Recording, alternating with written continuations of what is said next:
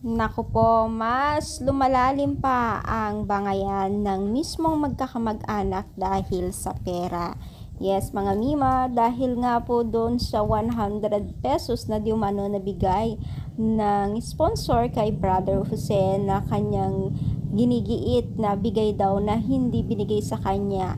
Dahil dito ay lalong lumala pa ang kanilang banatan dito sa social media.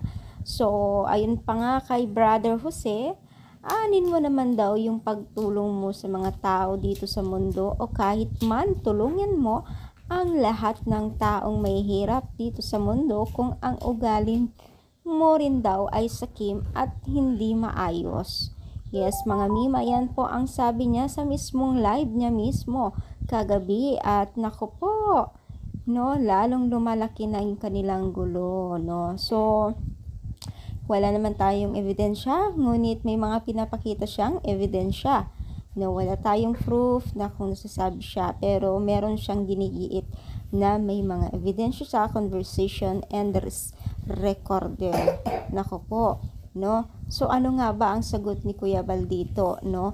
So, aabangan din natin yung sagot ni Kuya Bal dahil may kanya-kanya din silang panig at mas better po talaga na makinig muna tayo sa bawat side upang sa ganun ay makita natin o malaman din natin yung side ng bawat isa.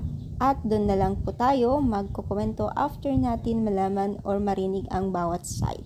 Sa ngayon po, huwag tayong mag-comment ng kung ano-ano dahil hindi po nakakatulong. Pagkos, ipag-pray po natin sila na magkasundo at dahil lang sa pera yan. So, much better lang talaga na paitingin pa ang pagmamahal ng bawat isa. Ano masasabi nyo? I-comment down, palike po ang ating video.